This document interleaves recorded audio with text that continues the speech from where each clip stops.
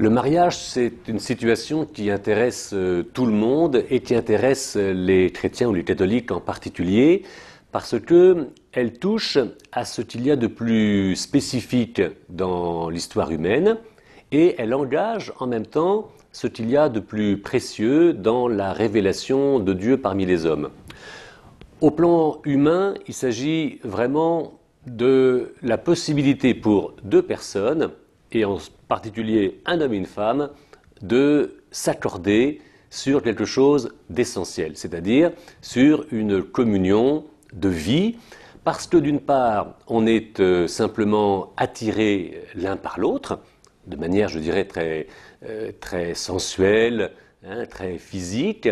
et ça va se développer, parce qu'on n'est pas simplement physique, sur la manière de s'accorder au plan de la vie tout entière. Et comment organiser une vie à deux en trouvant un chemin de bonheur que l'on pense être unique. Alors, ça va être discerné par un certain nombre d'attitudes. Alors, rappelons-nous les premières qui sont préconisées justement par la catéchèse, c'est-à-dire de se sentir très libre, de ne jamais être contraint,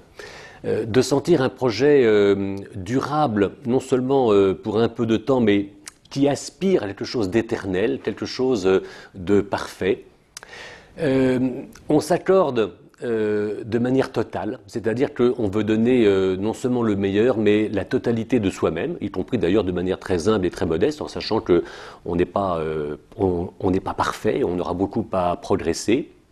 Et la quatrième idée, c'est que cela pourrait être fécond et que le mystère de l'enfantement, le mystère d'avoir des enfants, de les faire grandir, ceux qui vous ressemblent, qui vous caractérisent, qui vous survivent, vient toucher quelque chose de très profond. En même temps, deuxième grande idée, c'est que le mariage d'un homme et d'une femme révèle ce qu'il y a de plus précieux en Dieu, c'est-à-dire de révéler son alliance, c'est-à-dire sa présence et le don de lui-même pour apporter à l'histoire des hommes une lumière absolument incomparable qui nous révèle qui nous sommes en profondeur et ce à quoi nous sommes appelés, c'est-à-dire à vivre dans un bonheur complet qui vienne véritablement chercher en nous, convoquer en nous ce qu'il y a de total et qui dans des conditions assez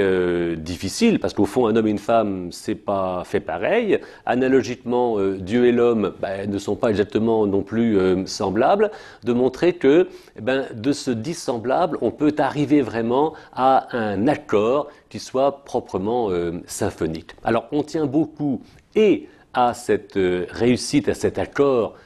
au plan humain, et puis on tient beaucoup aussi à cet accord au plan surnaturel.